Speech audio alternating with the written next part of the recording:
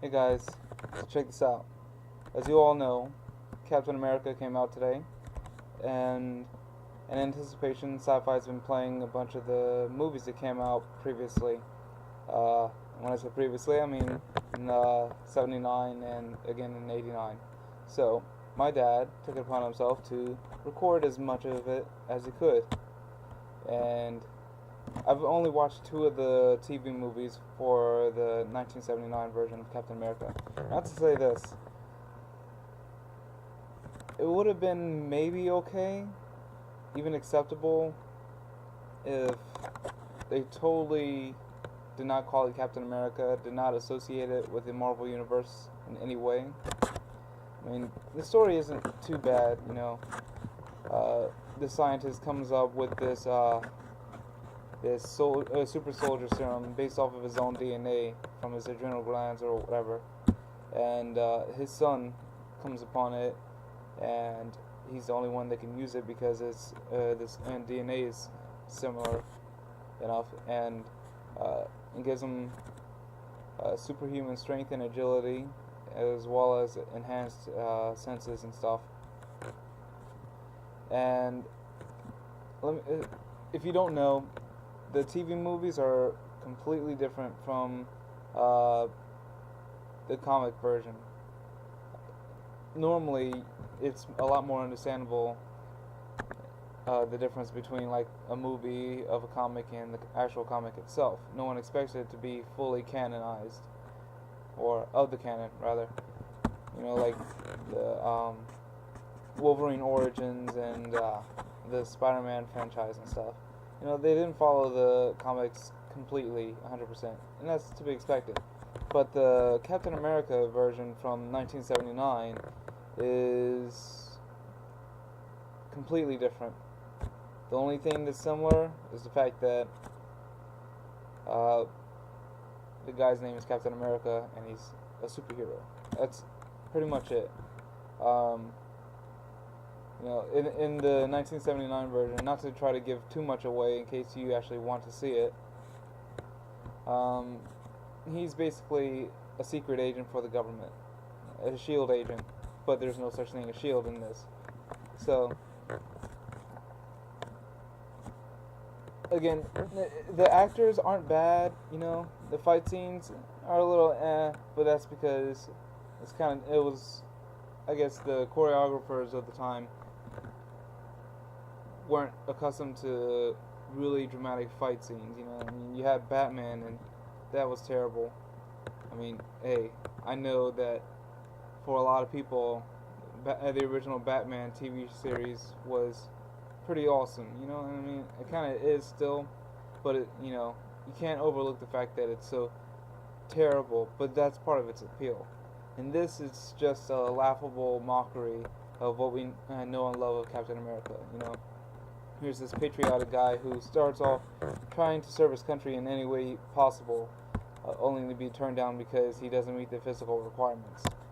You know, and then he finds that he is eligible for uh, um, an experiment to create the ultimate super soldier, and blah blah blah. You know, the story from that. You know, some of the props. The biggest thing about the series, about the TV movies, is that he has a motorcycle. You know, the motorcycle is okay. You know, they tried to make it the focal point of most of the movies that they released during that time, and I don't think they should have done that. You know, maybe focus more on the regular story and just have the bike there to enhance certain scenes, not make it essential to every major. Um, let's see, what we say, every major climax of the series. You know, there's a bomb going off, and for whatever reason, they need to use a motorcycle to help defuse it. You know, or like some drug lords are getting away. That bit is understandable to use the bike, but they actually have the bike turn into like a hang glider, and try to catch up to them. Really silly stuff, you know. And the shield, while it is kind of creative that they decided to use the shield as like the windscreen for the motorcycle, um, it just looks terrible, you know. And the effect of it being tossed around like a really giant frisbee, you know, there was no real force behind the throws, you know, and it just looked terrible. But then again, it's the 70s, late 70s, but 70s nonetheless. So you can't really expect too much of that. Let me say, Dan Brown, oh, not Dan Brown, sorry, that's the author. Red Brown, ex-football player, and the guy, the actor that plays Steve Rogers, aka Captain America, um, you know, he did a pretty decent job given what he was, you know. But yeah, there's definitely a really big thing about the whole Captain America TV movie series that came out, comparing it to the original comic, because there are almost no similarities whatsoever. Personally, I think that the stories were pretty decent, and it would have worked a lot better as like standalone graphic novels, you know. Kind of like the whole John Constantine thing, and you know, trying to think like maybe some of the Wolverine issues, story arcs, you know, where he's like here and there, and they're focusing on those moments in time in his life, and they can be completely random, you know, because Wolverine lives such a long time.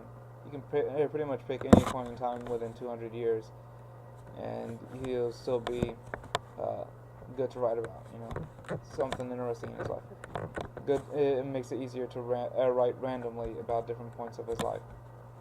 You know, make a standalone graphic novel of each Captain America TV movie that came out. Since it was the 70s, they didn't employ a lot of good filming techniques. So yeah, good story, but they should. I don't think they should have made it a TV movie series. Nor should they have associated it with Marvel, because even though I tell people this a lot, that you shouldn't try to match the movie with comics, this pretty much makes it too hard to ignore.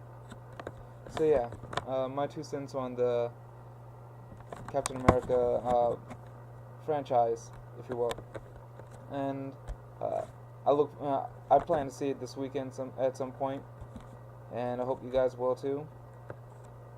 And see you guys later.